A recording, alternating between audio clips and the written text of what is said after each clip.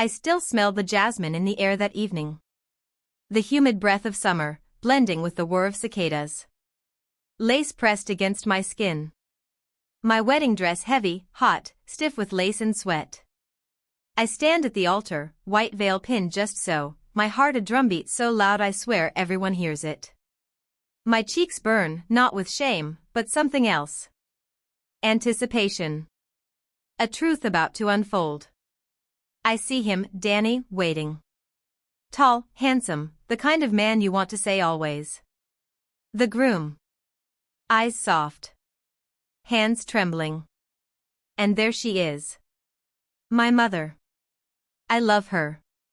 She raised me with laughter, with kitchen smells, Sunday dinners, warm bread. But she is not the woman I believed her to be tonight. We're midway through the ceremony. Pastor pauses. My mother leans forward in the front row. She smiles. Perfect teeth. Steely glint in her eye.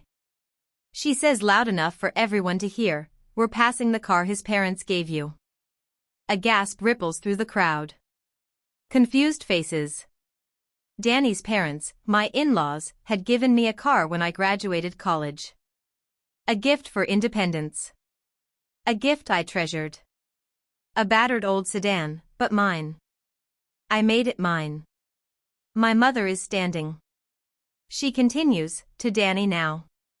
Because, yes, your husband's going to need wheels, and it suits our family that you don't keep something from theirs. Her voice soft, but sharp as broken glass. The church falls silent. Candlelight flickers against stained glass. My heart stops. I taste bile. Heat floods my face. Danny's father's face goes pale. My father looks like he swallowed a thunderbolt. Guests murmur.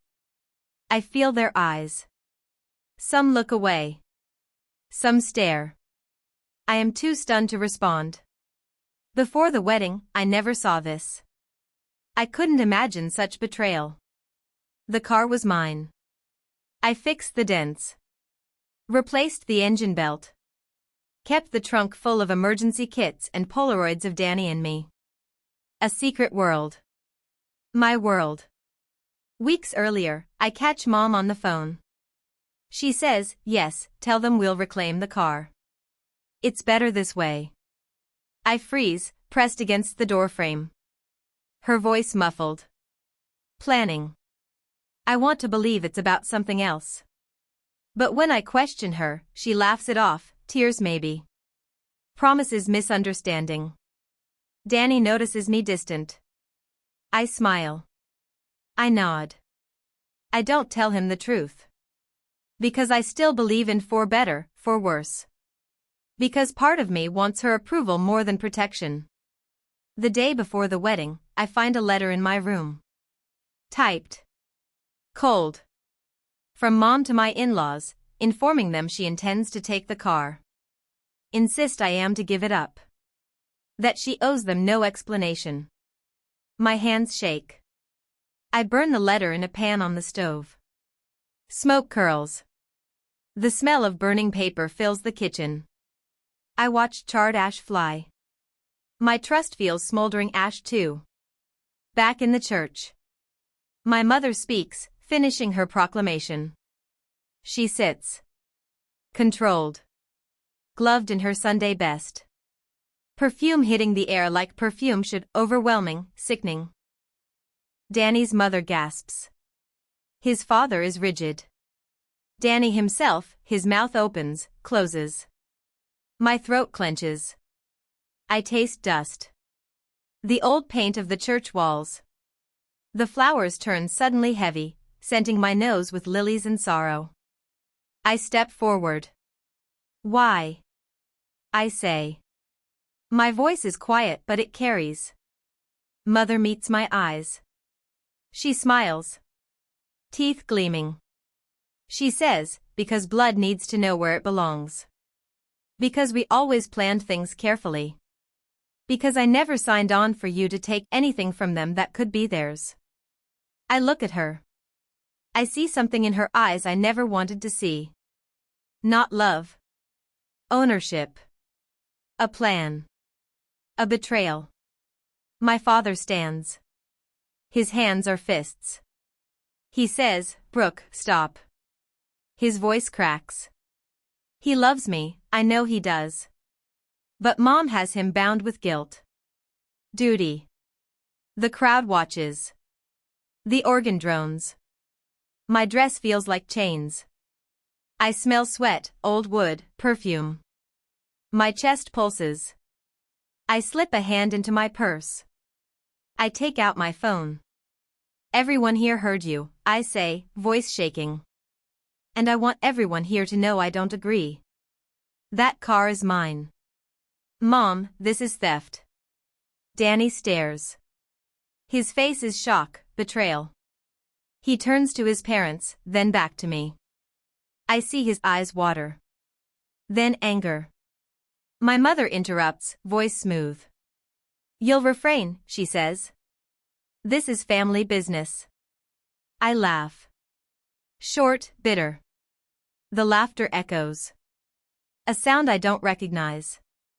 "Family business?" I say. "You made plans. You told lies. You decided what I deserve." Silence again. Danny grips my hand. "Brooke," he starts. I shake free. The fabric of the dress rips just slightly under my elbows. Pain is sharp. I feel heat, pinpricks. I ignore it. "I want justice," I say. "You knew I worked for that car. You watched me care for it. And you're giving it away, like I'm nothing." The preacher looks at me, uncertain. The guests shift. Some take sides already. Mother's face, polished. She says, "This is about respect." I spit out, "Respect?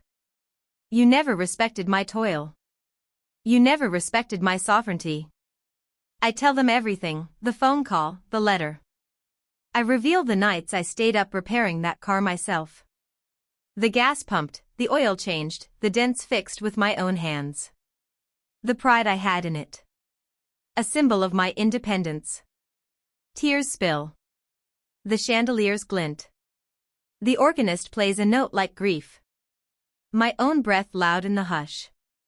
Danny wraps his arm around me. His protective presence. The guests, some nod, some shift uneasily. My mother's lips twist. She stands. She reaches for something in her purse. I see her pull out her phone. Light reflecting off metal, maybe. My heart clenches. She snaps a picture. Of me. Of Danny. Of the guests. "We'll see who eats those words," she says under her breath. But everyone hears. After the wedding, when the champagne should have tasted sweet, it tastes bitter. My mother slips away into a corner. I see her whispering to Danny's father. Words I can't hear. Faces turning down. My blood freezes. I walk out into the garden. Cold air, dew dampening the grass. My wedding gown gathers wetness. I smell wet earth. The night smells alive. Alive with secrets. Danny comes after me. His hand on my shoulder. "I'm sorry," he says. "I didn't know." I look at him, love mixing with betrayal. A tear slides down my cheek. I let it drop. "I need you to understand," I say. "This isn't just about a car." He pulls me close. I feel the sharp ridges of his suit. The soft curve of his face. His breath hot with regret. He says, "We'll fix it." In the weeks after, I plan. Quietly. I can't leave him. And I can't let her get away. My mother thinks she can strong-arm, manipulate. But she forgot one thing: I am my mother's daughter. And she raised me to fight. I gather evidence. Email exchanges. Her messages. Her tone. I record phone calls, legal, with consent where laws allow. I talk to Danny's parents. They are torn. They love their son. They don't want war. But after seeing my mother's letters, they understand. I discover Mom has refiled papers, claiming the car as her asset. She has titled it in her name. The dealership has been asked to transfer ownership. She is closing in. I meet with a lawyer. I pay with savings. I draft motions. I demand quiet title. I demand the car be returned. Danny stands by me. His voice calm.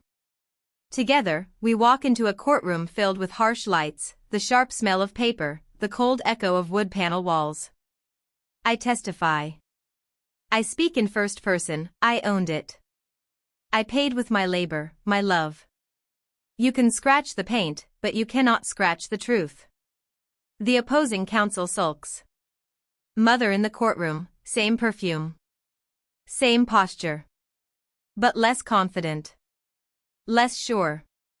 Her eyes dart. I see guilt made small. The judge listens. Danny's parents sit behind me, they support my claim. I see relief and pride in their eyes. My father too. He is there but distant. Silent. Watching. The judge says, the evidence shows that Ms. Brooke has exercised possession, maintenance, and investment in the vehicle continuously.